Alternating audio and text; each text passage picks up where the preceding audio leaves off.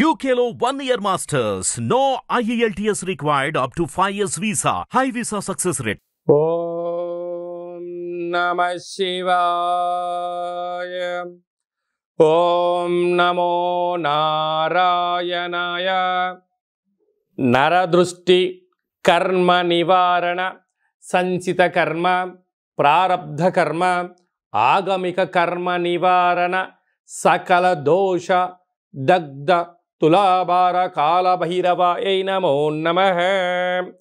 ప్రథమం శైలపుత్రి, ద్వితీయం బ్రహ్మచారిణి, తృతీయం చంద్రఘంటిక, కూష్మాండేతి చతుర్థం, పంచమం స్కందమాతేషు, షష్టమం కాత్యాయని చ, సప్తమం కాళరాత్రి, అష్టమం మహాగౌరీ, నవమం సిద్ధిరాత్రి. శ్రీ రాజరాజేశ్వరీ దేవ్యై నమోస్తుతే. హరి ఓం.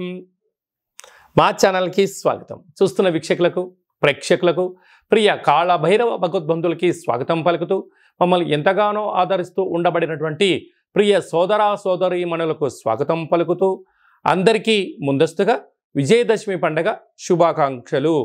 అమ్మవారి యొక్క ఆశీస్సులు ఉంటే మనకు అన్నీ ఉన్నట్లే కనుక అమ్మను స్మరిద్దాం, అమ్మను ధ్యానిద్దాం. ప్రకృతితో మమేకమైనటువంటి అమ్మవారిని శాకాంబరి స్వరూపంలో పూజ చేసుకుందాం. జీవనాన్ని అద్భుతమైన ఆనందకరమైన జీవితానికి స్వాగతం పలుకుదాం. ద్వాదశ రాశుల్లో గ్రహ గమనాల్ని ఓసారి వీక్షింపచేద్దాం. వృషభ రాశిలో దేవగురు బృహస్పతి సంచార స్థితి, విశేషంగా మిథున రాశిలో కుజ భగవానుడు సంచార స్థితి, కన్యరాశిలో రవి బుధ కేతు సంచార స్థితి.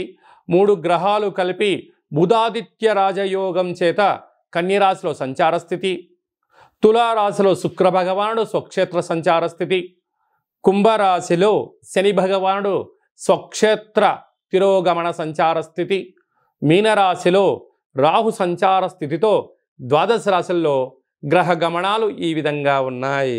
కుంభరాశి వారు మహాలయాల అమావాస్య సందర్భంగా పితృదేవతల యొక్క ఆశీస్సులు ఎలా పొందాలో, ఒకవైపు ఏళ్లనాటి శని మధ్యమ సంచార స్థితి జరుగుతూ ఉన్నప్పుడు ఎలాంటి ఇబ్బందులను ఎలా అధిగమించాలో ఈ వీడియోలో సవివరంగా సంపూర్ణంగా తెలుసుకుందాం.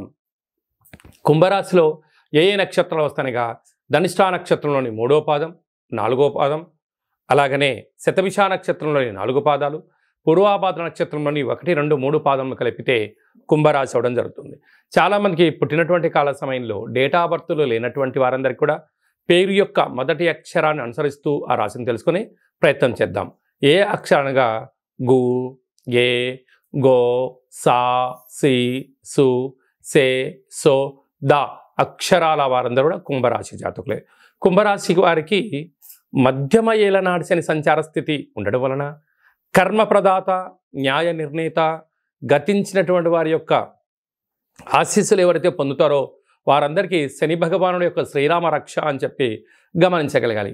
వారు గతించిన వారి యొక్క ఆహారానికి నియమాలు అనుసరించి ఇస్తూ వారికి ఏదైతే కార్యక్రమాలు ఆచరింపజేస్తారో చేస్తూ, నల్లటి నువ్వులను దర్భను వదిలేయడము, అలాగనే తెల్లటి నువ్వులతో కూడుకున్నటువంటి పదార్థాలను, బెల్లం ఉండలతో కలిపిన పదార్థాలను బ్రాహ్మణుడికి దానం ఇవ్వడం కానీ, గోమాతకు ఏర్పాటు చేయడం కానీ, పశుపక్షాదులకు ఏర్పాటు చేయడం కానీ, నీటిలో వేయడం వలన, బ్రాహ్మణుడు స్వీకరించడం వలన సర్వే జన సుఖినో భవంతు, లోకా సమస్త సుఖినో భవంతు అని ఆశీర్వచనం చెప్తాడు.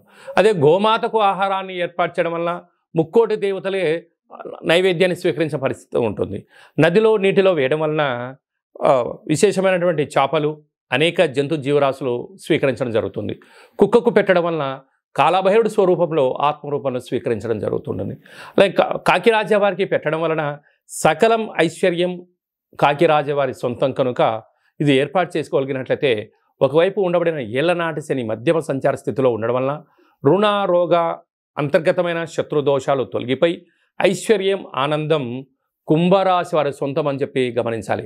రాశిలోని శని భగవానుడు, 2వ స్థానంలో రాహువు, అలాగనే అర్ధాష్టమ గురు సంచార స్థితి ఉండడం వలన వృత్తులలో, ఉద్యోగాల్లో, వ్యాపారాలలో అనేక రకాలమైనటువంటి ప్రమాదాలు పొంచి ఉన్నాయి.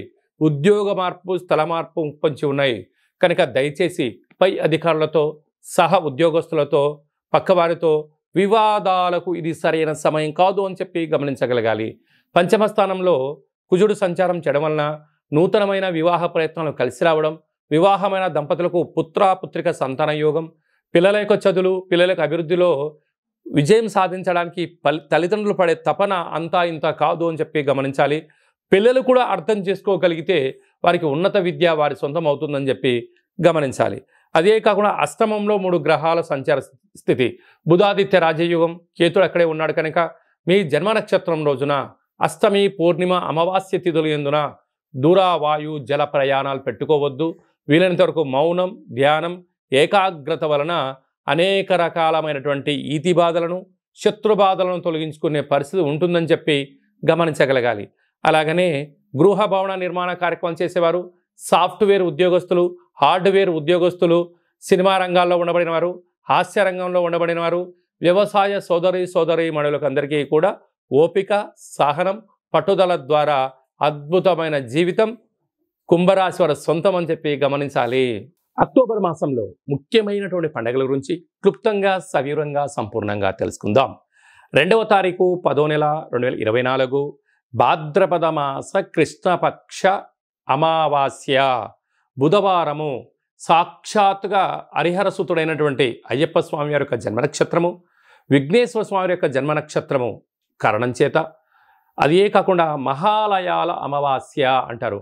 అంటే మనకు బహుళపక్షము ప్రారంభం అయినప్పటి నుండి అమావాస్య వరకు గతంలో గతించినటువంటి మన పెద్దలు వారు ఏ తిథి రోజైతే పరమపదింపజేశారో, లేకుంటే ఏ రోజైతే పరమపదింపజేశారో మనము ఆ రోజును గుర్తుపెట్టుకొని వారికి స్వయంపాక కార్యక్రమాలను, మన సనాతన సాంప్రదాయము, మన ఆచార వ్యవహారాలు, ప్రాంతాలను బట్టి వాళ్ళను పెద్దవాళ్ళను తృప్తిపరచడం కోసం ఏమే కార్యక్రమాలు చేస్తామో చేయాలి.